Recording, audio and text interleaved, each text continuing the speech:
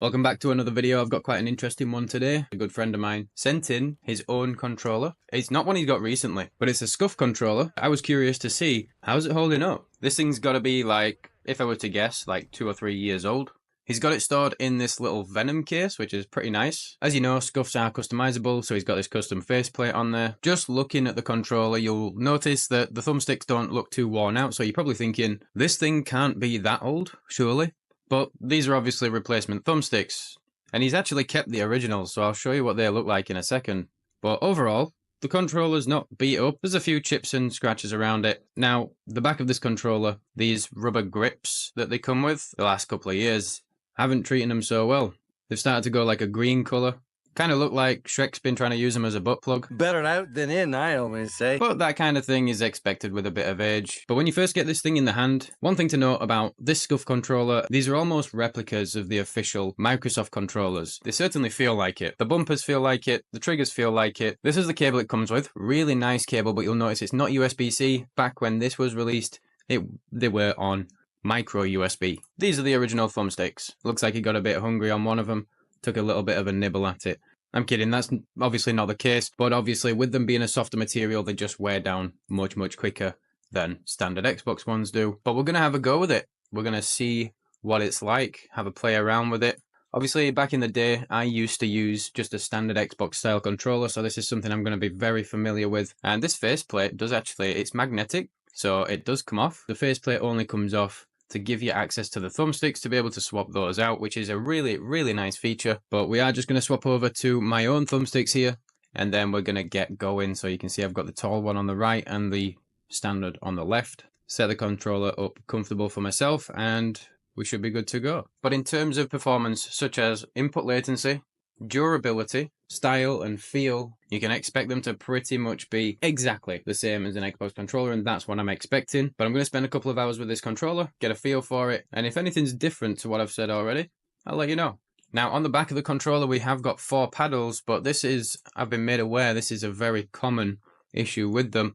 The paddles seem to crack. Now, the outer paddles have cracked on both of these all the way through, but the paddles are still in place, and they still do work just fine. It's just there is a visible crack. So, he's not bothered to replace them. Personally, if it was me, I couldn't just carry on like this. It would absolutely drive me insane. But it is possible to get these swapped out and do it yourself, so apparently it's really easy. So, but yeah, we're just going to carry on playing with the paddles like this. They're not really in the best placement. I mean, don't get me wrong, they are much better placed than the Elite Series 2. Obviously on the newer controllers, they've revised this. No fancy RGB. You do get some customizability when you buy one of these things, but this isn't a controller you're going to be buying now. You certainly shouldn't be anyway if you're thinking about it.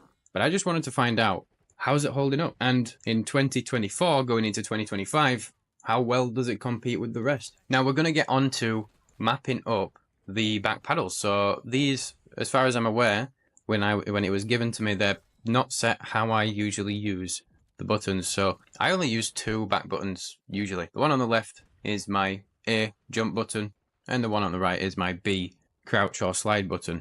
And these are not currently set up like this, so to swap them over, what we do is this controller normally comes with like a SCUF branded magnet type thing that you stick on the back of the controller, but the owner has informed me that they lost this a while ago, and instead we've got to use this random stack of magnets to do it instead. So let's try and figure this out. Apparently we put this on here. Well, obviously one side's going to push away from the controller and then one's going to pull in.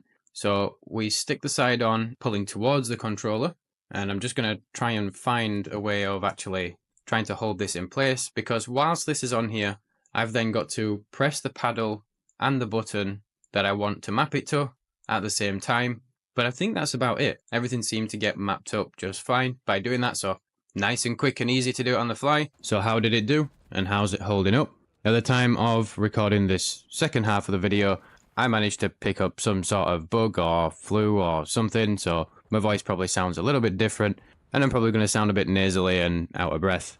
But the world don't stop turning, so we'll carry on. First point I'm going to make is, this isn't going to come as a surprise to you. Obviously both these sticks do have a ton of stick drift. It was fine during gameplay, but when I let go of it, it started walking out on me like it was going out to get cigarettes or something. It is very noticeable, but I must say, to say this controller is about 3 years old, I would have expected the thumbsticks to be in way worse condition, the controller was still totally playable. I didn't really experience any major issues at all. With that aside, every feature and function worked perfectly fine. Every button responded as and when I wanted it to. This controller feels identical to an official Microsoft standard Xbox controller, but with the added benefit of the paddles on the back. It does also have trigger locks as well, but I don't use these because I just find them to be a little bit of a gimmick. All they do is just stop the trigger being able to be pressed any further than a certain point, and that just doesn't make sense in my head. Unless you're going to actually put micro switches in here,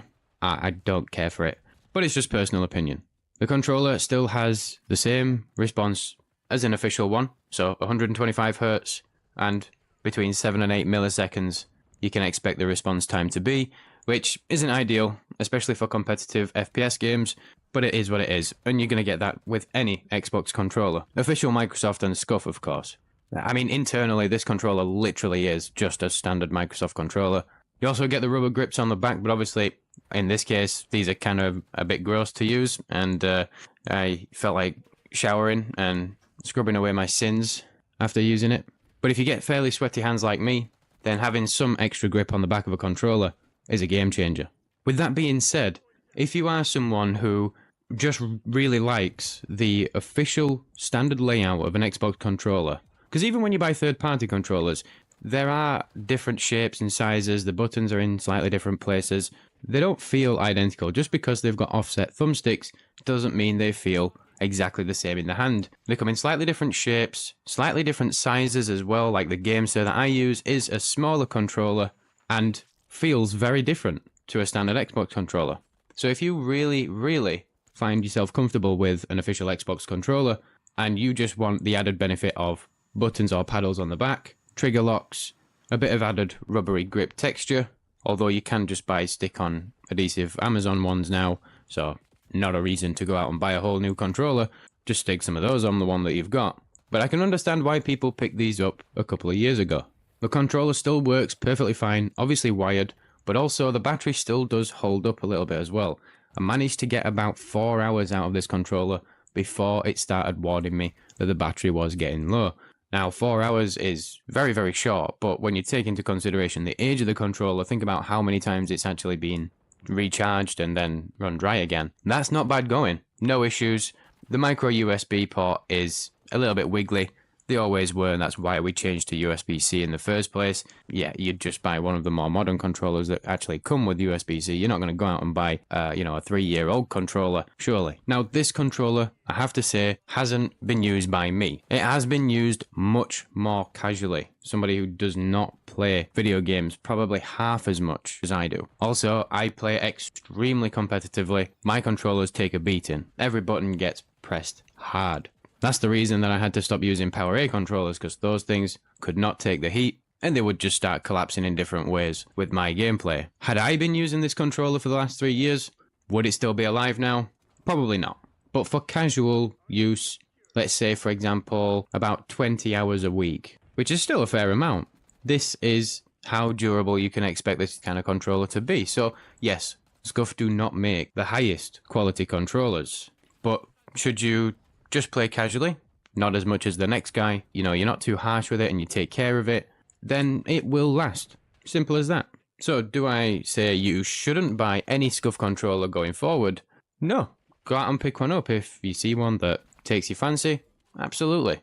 And very shortly on the channel, I am going to be bringing a new modern SCUF controller that is very, very popular at the moment. I am going to be bringing that to the channel for review as well. Go ahead and hit subscribe and turn on notifications if you don't want to miss that upload. There is one small thing that I do have to mention. The paddles. Not as responsive as I thought they'd be.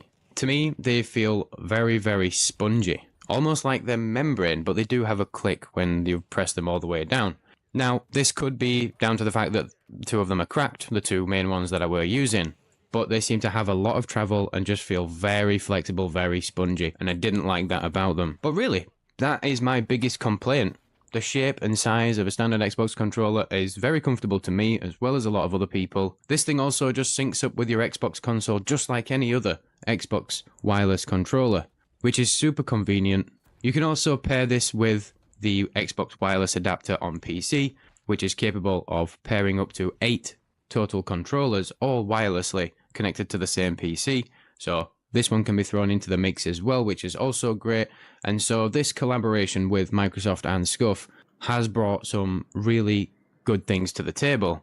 And that is also still the case with the more modern controllers. But that's really all there is to mention. If you enjoyed this video, go ahead and give it a like and let me know down in the comments below. Have you used one of these controllers? And have you still got one to this day, and how's it holding up? But for now, thanks for watching, and we'll catch you in the next one. Ciao.